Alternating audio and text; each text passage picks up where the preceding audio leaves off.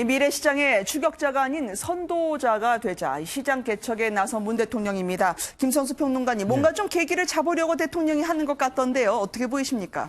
지금 현재 이제 경제는 심리인데요. 그런데 실제로 지금 지수들을 갖다 이렇게 살펴보면은 경제 쪽의 심리가 굉장히 위축되어 있는 모습들을 보이는 지수들이 많이 나오고 있어요. 네. 실제로 다른 실적들이 좋아지고 있는 모습들이 보임에도 불구하고 심리는 아직도 위축되어 있다. 특히나 투자에 대한 심리가 많이 위축되어 있다면 정부가 선도적으로 투자를 하는 모범들을 갖다 보이면서 희망을 좀 품게 하는 그런 방식들을 갖다 사용하고 싶다는 그런 의지가 표명된 자리라고 볼 수 있습니다. 특히 바이오헬스 사업은 4차 산업혁명에 있어서 또 미래의 성장 동력으로서 아주 중요한 부분이라고 중요한 먹거리라고 중시되고 있는 부분이잖아요. 그런 측면에서 여기서 선도자가 되자라고 하는 그런 레토릭 자체가 상당히 강력한 성장에 대한 의지도 보여주는 것이기 때문에 그런 부분들이 이제 얼어붙은 그 심리적인 어떤 기제를 갖다 좀 뚫어내는데 도움이 되지 않을까 하는 그런 바람들이 들어가 있는 정책이 아닌가 생각을 합니다. 네, 이제 현실로 한번 좀 내려와 볼까요? 이제 OECD에서 발표한 우리의 1분기의 역성장도 있었었는데요. 그게 이제 꼴찌 수준인데다가 경제 지표, 한국 경제 성장률을 지금 올해 또 한 번 하향 조정을 했더라고요. 김철균 교수님. 이렇게 되면 좀 정부의 기조 자체에 대해서도 남대로 변화가 있어야 되지 않느냐. 야당 측에서는 소득주도 성장 실패라고 규정을 하더라고요. 한마디로 말하면 경제 성장, 경제 정책의 실패죠. 네. 이 실패에 대한 인정으로부터 출발을 해야 되는데 아마 문재인 대통령은 그런 의사가 없다 이렇게 말씀하시는 것 같아요. 우리 국민들이 느끼는 그 체감 경제 상황, 이건 거의 IMF 때보다 더 어렵다고 하는 상황인데 대통령은 그렇게 생각을 안 하는 모양입니다. 지금 OECD에서도 우리나라 경제 성장률이 2.6에서 2.4로 하향 조정됐고 우리 1, 4분기에 그 성장률이 마이너스 0.3%였지 않습니까? 이런 여러 상황들, 더군다나 중소기업, 그다음에 그 소상공인, 이건 그 최저임금 문제로 굉장히 어려움을 겪고 있고요.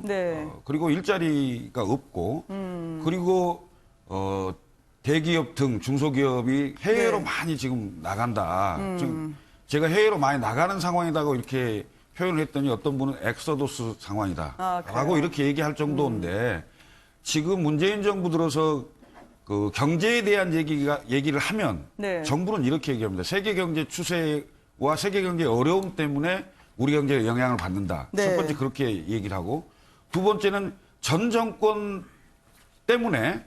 때부터 이어온 것 때문에 우리 경제가 당장은 좋아지기가 어렵다. 이런 세계 경제와 전 정권의 그 탓을 하는데 그것을 그 핑계를 대는데 벌써 2년입니다. 만 2년이 지나고 3년 차인데요. 5년 임기 다 끝날 때까지 계속 전 정권과 세계 경제만 탓하겠습니까? 저는 소득주도 성장을 비롯한 경제 정책의 실패를 일단 인정을 하고 대대적인 경제 정책의 전환이 필요한 시점이다 이렇게 보입니다. 정부에서도 이 말씀해 주신 최저임금 이것 때문에 일자리가 감소했다는 걸 처음으로 인정을 하고 했었거든요. 그런데 김광삼 변호사님, 여론조사도 있었더라고요. 과연 최저임금 어떻게 해야 될지에 대한 거는 국민들의 이런 반응은 처음 보는 것 같습니다. 네, 일단 여론조사의 결과를 보면 말이죠. 지금 현행이 8,350원이잖아요. 최저임금이. 그런데 34.8%가 가장 많았는데 이건 이제 동결해야 한다는 그런 의견이 있었고요. 그다음에 인상안이 지금 경제 성장률이 2.7%로 예상을 하면 거기에 맞춰서 8,580원을 인상해야 한다는 응답이 17.9%였어요. 그리고 10% 인상을 해야 한다. 그러니까 9,000원이 넘어가는 거죠. 이 경우에도 답변이 14.3%였는데 최저임금과 관련해서 이번에 직접 정부에서 최저임금 현장 실태 파악을 했거든요. 근데 이것은 면접 조사를 한 겁니다. 그래서 여기에 보면은 상당히 근로시간 단축이랄지 고용 감축, 최단 기간 근로가 이제 확대되는데 그 특히 도소매업하고 음식 숙박업에서 이런 어려운 부분이 굉장히 많이 나타났다는 거예요. 그래서 아마 정부에서도 이거 자체를 고용노동부에서 발표한 걸 보면 최저임금으로 인한 경제의 어떤 여파 이런 것에서 어느 정도 좀 많이 알고 있다. 그러면 향후에서 최저임금제를 어떻게 할 것인가, 속도 조절을 할 것인지, 아니면 계속적으로 밀고 나갈 것인지 그 부분에 대해서 아마 반영을 할 것으로 보입니다. 네.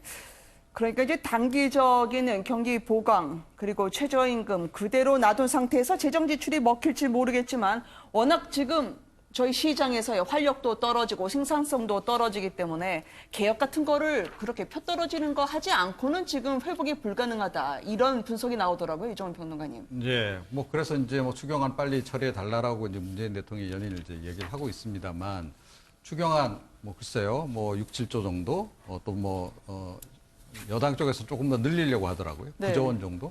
그러니까 9조 원 더 투입한다고 경제 성장률이 또 갑자기 높아지겠나? 그건 아니다라는 거죠. 네.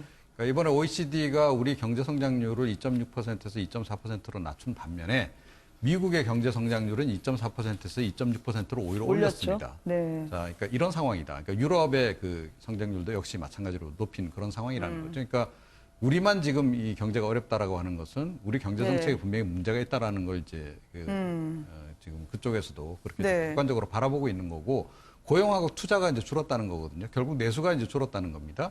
그러니까 이게 또 제가 보기에는 가장 결정적인 것은 역시 최저임금의 급속한 인상이 있었고 자, 그 부분을 이제 정부가 어느 정도 인정했으니까 빠르게 좀 시정을 하는 게 좀 필요하고요. 네. 그리고 핵심은 역시 그러니까 최저임금 인상 2년 사이에 30% 인상됐는데 네. 전문가들의 지적은 뭐냐면 그럼 노동 생산성은 2년 동안이 30% 이상 성장을 했냐는 거예요. 그러니까 그렇지 않다라는 거거든요. 워낙 또 노동 생산성이 높지 않은 편이었는데 노동 생산성이 함께 늘지 않았던 거고 그다음에 문재인 대통령이 굉장히 이렇게 그 장밋빛 비전을 제시하는 것도 중요하지만 문재인 대통령이 결정적으로 좀 해야 될 일은 규제 혁신이다라고 저는 생각을 합니다. 네. 지금 대통령이 해야 할 과제를 많이 말씀을 해주셨는데요. 경제나 안보나 지금 함께 조심해야 될 상황이죠.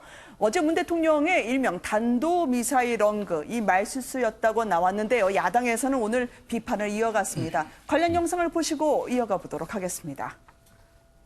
한미 양국의 긴밀한 공조는 최근 북한의 단도미사일을 포함한 그 발사체의 발사에 대한 대응에서도 아주 빛이 났다고 생각합니다.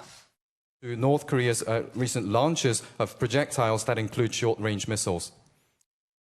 어제 단도미사일 발언 논란, 말실수인지 내심이 나오다가 말씀이 엉키신 건지 문재인 대통령께서 탄도미사일 모를 리가 없으셨을 겁니다. 그런데 이제 이것을 기어이 단거리 미사일로 수정하는 모습에서 문재인 대통령의 조급함, 초조함을 우리가 엿볼 수 있지 않나 이런 생각을 합니다. 이게 일주일 넘게 정부에서는 아직 분석 중이라고 하는데 대통령 입에서는 탄도미사일 비슷한 단도가 나오니까 국방부가 무엇보다 가장 놀랐을 것 같습니다. 청와대에선 바로 해명에 들어갔던데요. 김성수 평론가님. 그러니까 이렇게 발언을 하실 때 보면은 기본적으로 어느 정도의 원고들을 놓고 그리고 그 원고들에 대한 내용들을 공유하면서 통역을 하지 않습니까? 네. 근데 통역자가 분명히 short range라고 명확하게 얘기를 했어요. 네. 그런데 이게 탄도를 갖다가 의미하는 거였다면 short range라고 하는 표현들을 쓰지 않았겠죠. 그러니까 이거는 이제 청와대의 그 해명들을 그냥 있는 그대로 받아들여서 보시는 것이 합리적이라고 생각을 합니다. 그러니까 말씀이 나오실 때 단거리라고 하는 것이 잠깐 그 실수로 그 단도라고 이렇게 언급이 된 걸로 보시는 것이 맞다고 생각하고요. 지금 현재 그걸 탄도라고 언급을 할 만한 그런 배경도 없고 탄도라고 하는 것이 분석이 나온 것도 없고 그런 의혹 추정만 야권에서 이제 진행되고 있는 그런 상황이기 때문에 그것을 청와대에서 그 원고나 이런 것들을 검토를 전혀 안 하고 탄도라고 하는 발언을 할 리가 없는 것이다라고 이제 상식적인 선에서 이해를 하시는 것이 좋지 않을까 생각을 합니다. 아무래도 이제 미군 측에서는 탄도에 대해서 부정을 하지 않으면서 더더욱 이제 시중에서는 왜 우리만 계속 이야기를 못하느냐 그런 의구심 때문에 더더욱 오늘 자유한국당에서 이야기를 한 것 같습니다. 말실수인지 내심이 나오다가 들킨 건지 이렇게까지 해석할 필요가 있나 싶은데 김철경 교수님은 어떻게 보십니까? 너무 심하게 해석할 필요는 없다 이렇게 생각합니다. 그러니까 단지 문재인 정부가 북한과의 관계에서 좀 세심한 그 배려 이런 측면이 있는 것 같아요. 있다고 보는데 대통령의 저 발언을 탄도미사일을 뭐 실수해서 단도미사일로 했다 이런 식으로 일정이 좀 어거지로 뒤집어 씌운 듯한 뭐 이렇게까지 할 필요가 있겠나 이런 생각이 들고요. 단 문재인 대통령이 북한과의 관계에 있어서 너무 그 이른바 그 북한하고 친한 또 북한에게 다소 좀 유리한 뭐 이렇게 그 대책을 세우거나 발언을 하거나 이런 부분들이 야당이나 국민들에게 오해가 되지 않도록 보다 더 분명하게 좀 대처를 해야 된다 이 말씀을 좀 드리고 싶습니다. 네, 이게 탄도였다면 유엔의 추가 제재가 나올 수 있는 상황이기 때문에 더더욱 어제 이 발언을 지켜보신 분들이 많았을 것 같아요, 이정훈 평론가님. 네, 그러니까 아주 민감한 시기에 이제 말실수를 하다 보니까 이게 이제 굉장히 주목을 이제 끄는 거죠. 네. 그러니까 뭐 우리 정부의 공식 입장은 탄도 미사일은 아니라는 거 아닙니까? 단거리 미사일인 거고 분석 중인 그런 상황이고 미국은 이제 뭐 탄도라고 지금 이제 얘기를 좀 하고 있는 그런 그 상황인데. 저는 이런 실수를 안 하게 그냥 탄도미사일은 그냥 탄도미사일로 그냥 부르는 게 가장 쉽다라고 저는 생각을 합니다. 그러니까 뭐 팩트는 있는 그대로 우리가 인정을 하고 다만 그것에 대해서 대응을 어떻게 할 거냐 하는 부분은 그거는 뭐 수위 조절을 할 수 있는 거 아니겠어요? 그러니까 북한이 설령 탄도미사일을 쐈다 그래서 식량 지원 안 할 겁니까? 저는 탄도미사일을 쐈더라도 식량 지원을 해야 한다라고 저는 생각을 하거든요. 인도적인 지원 부분하고 이 탄도미사일하고 또 별개 문제고 또 탄도미사일도 장거리 미사일하고 단거리 미사일이 또 성격이 좀 다르잖아요. 이번에 이제 발사한 거 보니까 단거리 이제 탄도미사일이던데 뭐 그렇다면 그 부분에 대해서 미국 정부가 지금 하고 있듯이 수위 조절만 하면 되는 거죠. 다시 한 번 더 쏘면 이건 뭐 대북 제재, 유엔 제재, 안보리 제재까지도 검토하겠다라는 게 미국 입장인데 뭐 그런 미국 입장하고 좀 조율을 거쳐서 그렇게 가더라도 관계없다. 그리고 국민들이 외신을 지금 안 보는 상황이 아니잖아요. 그렇죠. CNN이라든가 이런 거 뭐 외신 보는 분들이 얼마나 많습니까? 그래서 이게 탄도미사일인 것을 탄도미사일이 아니다라고 자꾸 부르면 그게 오히려 더 쓸데없는 그런 그 의혹만 자꾸 유발을 시킨다 이렇게 생각을 합니다. 김광선 변호사님 어떻게 보세요? 저는 일단 뭐 탄도미사일 이 부분에 대해서는 어떤 말 했느냐 중요하지 않다고 봐요. 그런데 지금 세계적인 어떤 전문가들은 다 러시아제 이스칸데르 탄도미사일이라고 그렇게 추출을 하고 있잖아요. 그러면 사실 우리 정부에서도 또는 뭐 국방부나 국정원에서도 다 알고 있을 겁니다. 그럼에도 불구하고 왜 탄도라고 말하지 못할까? 이 부분에 대해서는 좀 생각볼 여지는 있어요. 왜냐하면 지금 뭐 미국서도 거의 탄도미사일이라는 걸 확정적으로 거의 뭐 알고 있고 또 전체적으로 이제 그런 분위기는 맞는데 그러면 우리 정부마저 탄도미사일이라고 이걸 확정을 하고 더군다나 대통령께서 그런 말을 해버리면 지금 남북한 관계에 굉장히 교착 상태에 빠져 있고 북미 관계에도 교착 상태에 빠져 있잖아요. 그래서 아마 대통령도 그렇고 청와대도 그렇고 제가 볼 때는 탄도미사일이라는 걸 알고 있으리라고 봅니다. 하지만 이걸 입으로 뱉었을 때의 그런 후유증, 교착 상태에 있는 이런 걸 돌파구로 찾을 수 없는 굉장히 어려움이 있기 때문에 그 부분을 충분히 이해를 한다. 그렇지만 개인적 생각으로는 오히려 탄도미사일이면 탄도미사일이라고 하면서 정면 대응하면서 가는 것이 오히려 이 교착 상태를 푸는 데 있어서도 더 도움이 되지 않나 싶습니다. 김광선 변호사님의 개인 의견으로 하고 어쨌든 뭐 국정에 대한 고민이 있겠죠. 비핵화 불씨도 살리고 싶을 테고요. 어쨌든 이 실언 비슷했던 언급 상황을 저희가 짚어봤습니다. 여기에 황교안 대표는 이거를 듣고 한 건 아니었지만 김정은의 대변인격이라면서 민생 투어 중에 맞받아쳤죠. 이해찬 대표가 한마디 하면서 제동을 걸고 나섰습니다. 이 장면으로 보시도록 하겠습니다. 이 정부가 우리나라를 총체적인 난국으로 만들어가고 있습니다. 경제 다 망가지고 민생 챙기지 않고 있습니다. 안보에는 아무 관심이 없고 북한 퍼주기에만 전념하고 있습니다.